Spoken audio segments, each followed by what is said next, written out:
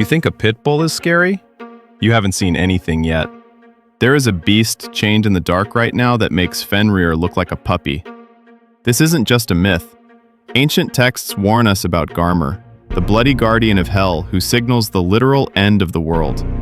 Most people don't even know he exists, and that is a fatal mistake. In the next few minutes, I'm going to reveal why this dog is the most dangerous creature in Norse history, and why his freedom means your doom. Let's dive in right now. The Guardian of Hel's Gate. You know, when we think of guard dogs, we usually picture a loyal golden retriever barking at the mailman, right? But in the darkest corners of Norse mythology, there exists a watchdog that makes a pit bull look like a fluffy kitten. I'm talking about Garmr.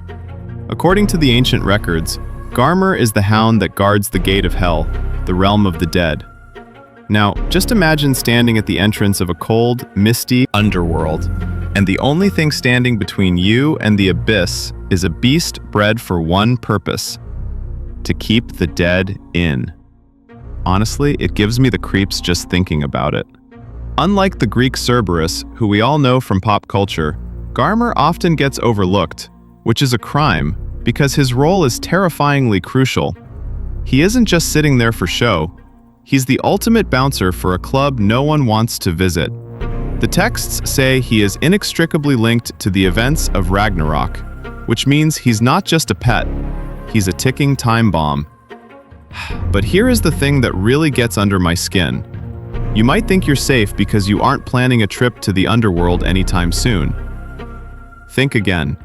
In these myths, the boundaries between worlds are thinner than you think. If that gatekeeper fails, it's not just the dead who suffer, it's the living who pay the price. And trust me, you do not want to see what happens when the leash snaps.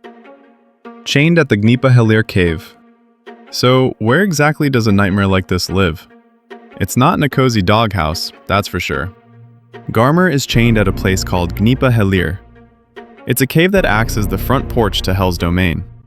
Just picture a jagged, dark cave mouth, dripping with freezing water, echoing with the moans of the weary dead. It's cold, damp, and utterly hopeless. I've always found it fascinating how mythology places these beasts in caves. It triggers that primal fear of the dark we all have. Experts in folklore often point out that caves represent the unknown, the womb of the earth, or in this case, the gullet of death. Garmr being chained there signifies that chaos is being held back by a thread. Literally. But here is where it gets unsettling. Why is he chained? You don't chain a tame animal. You chain a monster that is too dangerous to roam free. That chain isn't there to keep him from running away. It's there to keep him from tearing the world apart before his time. But what happens next will surprise you. Because chains rust, and nothing holds forever.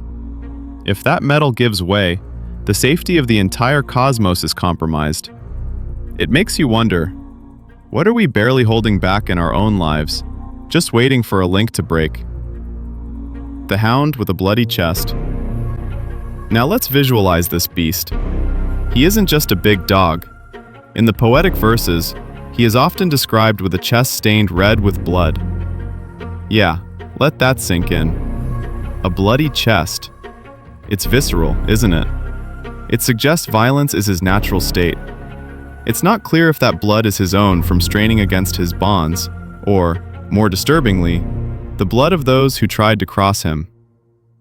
It reminds me of those horror movies where the monster doesn't need to speak. Its appearance tells you everything you need to know. That blood is a warning sign.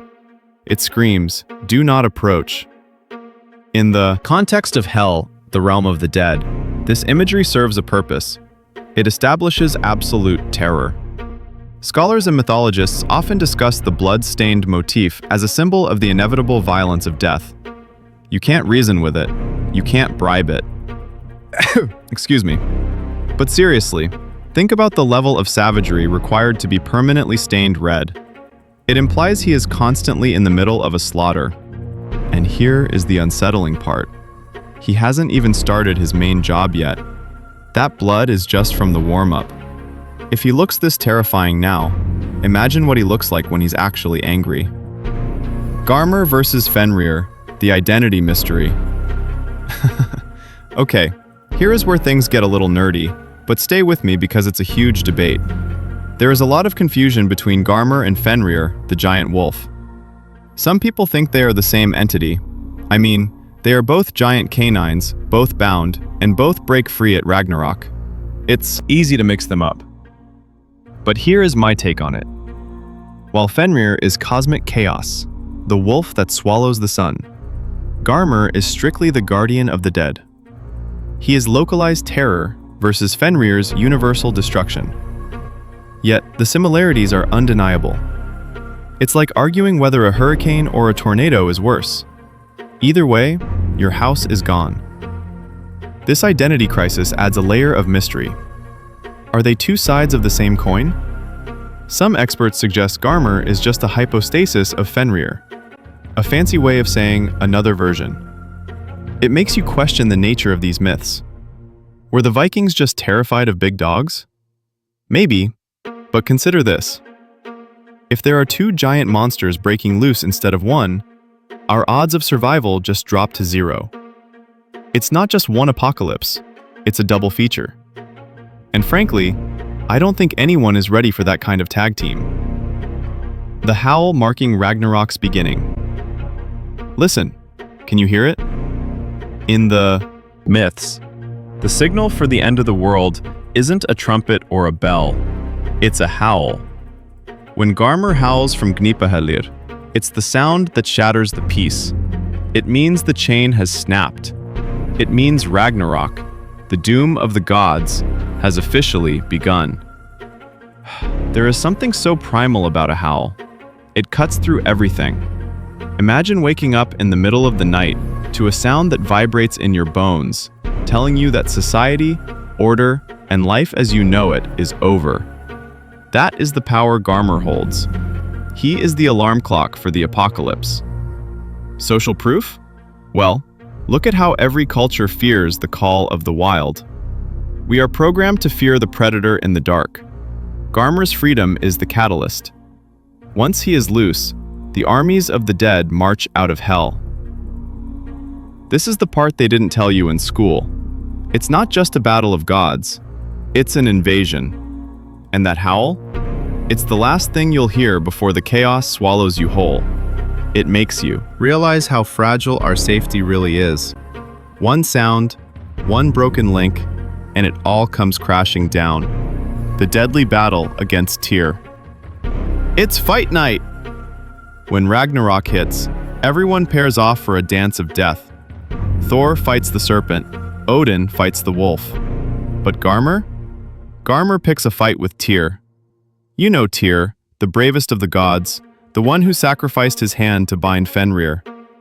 Talk about a grudge match. Tyr is the god of war and justice. Garmr is the beast of the underworld. It's the ultimate clash between order and chaos. And let me tell you, it's not a clean fight. It's messy. It's brutal. Personal commentary here, I have always respected Tyr. He walks into a fight he knows he might not win. But against Garmr, bravery isn't enough. The statistics of Ragnarok battles are grim. Spoiler alert, almost everyone dies. In this specific duel, the texts say they kill each other. Mutually assured destruction. Think about the ferocity required for a dog to take down the god of war. Tyr is a seasoned veteran, and Garmr rips the life out of him. It's a terrifying reminder that, in the end, raw, unchecked fury can level even the most disciplined warrior. If a god can't survive this beast, what chance do we have? Garmr's role in destroying the world. So, we reach the end. The dust settles, or rather, the fire burns everything to ash. Garmr's role in Ragnarok isn't just a cameo, he is a key player in the destruction of the old world. By trading his life for Tyr's, he removes the god of justice from the board. Without justice, what is left? Only chaos. It's tragic, really. Garmr was just doing his job guarding Hel, and then he becomes an instrument of total annihilation. It makes you think about the roles we are cast in. Are we guards, or are we destroyers? In Norse mythology, destiny is a flat circle. Garmr was always meant to break free. But here is a thought to leave you with. After the fire, a new world rises. Garmr, in his destruction, helps clear the slate. It's a painful, bloody reset button. But looking back at the carnage, at the bloody chest and the broken chains, you have to ask yourself, was the monster evil? Or was he just the necessary end to a story that had gone on too long? Remember, sometimes the things we fear the most are the very things that force us to start over. And that is a lesson worth learning. So, was Garmr a monster, or just a prisoner of fate? That's for you to decide. But remember, when that chain breaks, nobody is safe. If this story gave you chills, smash that like button so we can feed the algorithm. Don't be the one left in the dark. Hit subscribe for more ChickaPaws nightmares. Which mythological beast should we hunt next? Let me know in the comments. Applying just one insight from Garmr's story could change how you see fear.